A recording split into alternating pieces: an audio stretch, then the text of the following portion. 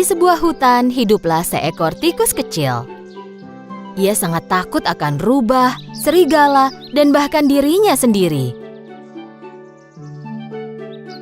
Bahkan jika angin bertiup dan ranting berderak, ia segera mencari lubang untuk sembunyi. Karena itu, semua hewan kecil mengolok-oloknya.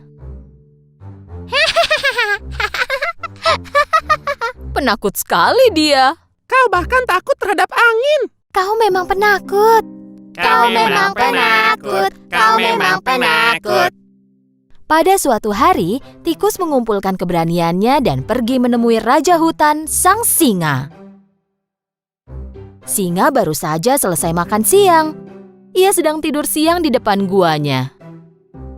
Teman-temannya tikus semuanya penasaran pada rencana tikus. Tikus mulai memanjat ekor singa. Ia naik ke atas punggung singa. Dengan wajah penuh percaya diri, dia berpose di hadapan teman-temannya. Meskipun sangat takut, ia melakukan semua rencananya sehingga ketakutannya tidak terlihat. Tepat pada saat itu, singa bangun. Dan singa mengguncangkan bulunya, tikus pun terjatuh. Tikus dan singa saling berpandang-pandangan. Semua hewan yang melihat itu menjadi khawatir.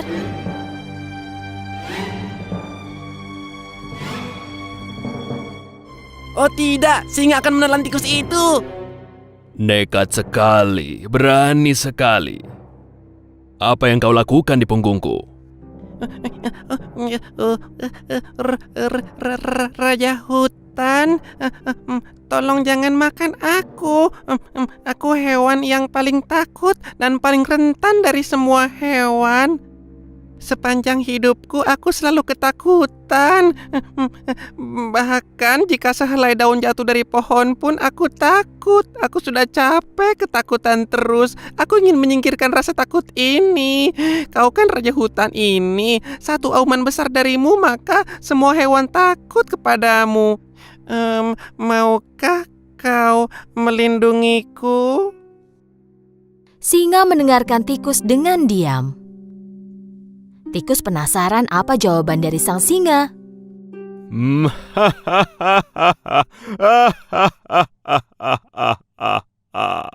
Dan kenapa aku harus menolongmu?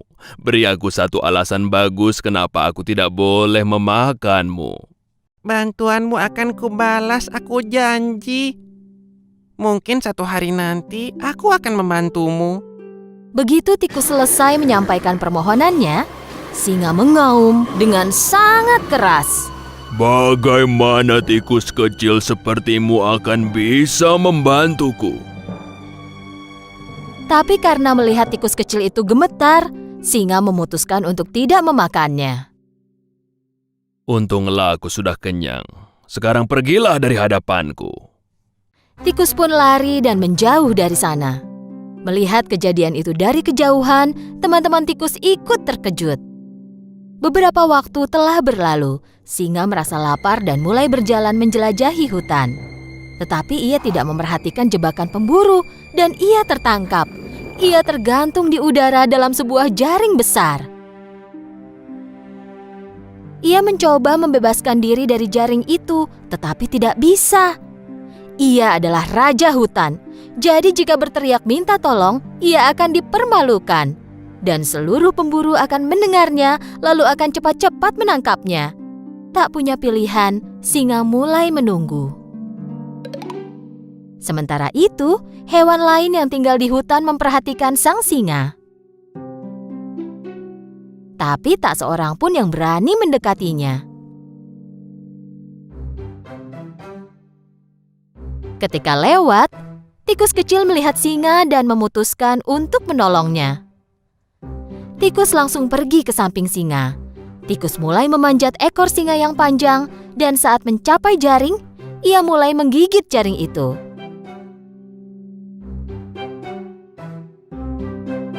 Pada saat itu, kelinci berlari di samping mereka. Hai teman, cepatlah, para pemburu segera datang.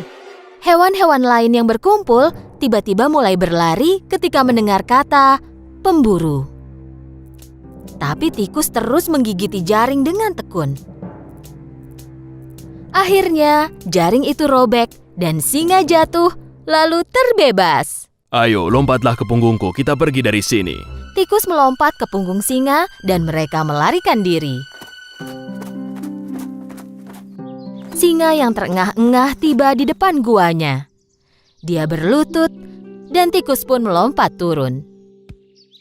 Saat kau bilang kalau suatu hari kau mungkin bisa membantuku, aku menganggap remeh dirimu.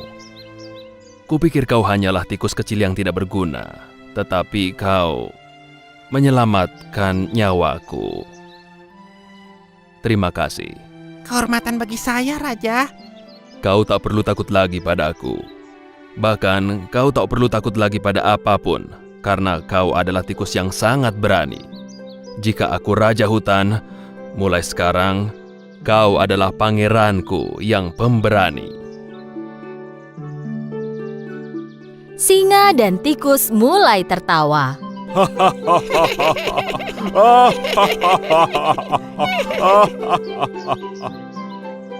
Semua hewan yang menyaksikan kejadian itu dari jauh mulai keluar dan bertepuk tangan untuk tikus pemberani itu. Singa dan tikus menjadi sahabat, dan hutan kini damai selamanya. Suatu hari, seekor tikus yang tinggal di kota mengunjungi temannya. Temannya telah lama meninggalkan kota dan mulai hidup di desa. Setelah perjalanan panjang, tikus kota akhirnya tiba di dekat desa tempat temannya tinggal. Tempat ini bau sekali. Bagaimana dia bisa tinggal di sini? Setelah perjalanan panjang dan melelahkan, tikus kota akhirnya tiba di ladang temannya. Tikus desa membuat rumahnya di bawah tanah dan tinggal di sana. Bagaimana temanku bisa tinggal di lingkungan yang buruk ini? Aku tak habis pikir. Tikus kota mengetuk pintu. Tikus desa membuka pintu. Dia sangat kaget sekaligus sangat senang melihat temannya. Selamat datang, teman. Apa yang membawamu keluar kota ini? Aku bosan dengan kehidupan kota. Aku berniat datang dan melihatmu dan caramu hidup sekarang. Tetapi kulihat kau tidak terlalu bahagia. Kata siapa? Mari masuk dan akan kusiapkan makanan. Mereka berdua masuk. Tikus kota kagum melihat bagian dalam rumah temannya karena tikus desa tinggal di lubang kecil, gelap, dan sedikit udara. Rumahmu gelap dan kecil sekali. Bagaimana kau bisa tinggal di sini? Tikus desa telah menyiapkan sesuatu untuk dimakan temannya. Di atas meja ada sepotong keju, selada, wortel, dan tongkol jagung. Ayo, teman. Makanlah makanan ini. Tikus kota melihat semua sajian yang ada di meja dan berkata, Kau sebut ini pesta? Di tempat kita yang dulu, tikus tak akan berpaling dan berpikir dua kali pada jenis makanan ini. Kita punya kue, pastry, berbagai jenis kue dan daging. Kau bisa temukan apapun yang kau inginkan di kota. Setelah tikus kota menghabiskan makanannya, mereka mulai berjalan mengelilingi desa tempat tinggal tikus desa. Tikus kota tidak suka tempat tinggalnya tikus desa. Jenis tempat ini bukanlah tempat yang kusukai. Ini sangat kotor dan membosankan. Kau harus mengunjungi tempat tinggalku suatu hari nanti. Aku akan membawamu berkeliling kota. Aku yakin kau tak akan kembali lagi ke sini. Pagi berikutnya, kedua teman itu berpamitan. Tak lama setelah mereka berpisah, tikus desa memutuskan untuk mengunjungi temannya di kota. Dan dia pun memulai perjalanannya. Setelah perjalanan panjang, dia tiba di kota. Tikus desa tiba di rumah temannya sesuai petunjuk dari temannya itu. Tikus kota tinggal di sebuah apartemen. Tikus desa kaget saat melihat tempat tinggal temannya. Rumah besar ini milikmu? Tidak juga. Aku berbagi rumah ini dengan pemilik rumah. Aku sangat lapar. Tunjukkan kepadaku pesta makanan yang kau bicarakan. Tikus kota memasuki dapur, membuka pintu kulkas, lalu mengambil keju, daging, dan berbagai jenis sayur dan buah. Dia menaruhnya di meja. Dan ketika mulai makan, mereka mendengar kucing mengeong. Tikus kota melompat sambil berkata, Oh tidak, kucing rumah ini mendengar kita berbicara. Kita harus sembunyi. Ikuti aku. kedua tikus memasuki sebuah lubang di dinding dan melarikan diri. Sambil terengah-engah, tikus desa bertanya, Kau tinggal di rumah yang sama dengan seekor kucing. Bukankah itu berbahaya? Memang, tetapi inilah harga yang harus kubayar jika ingin hidup dalam kemewahan dan kekayaan.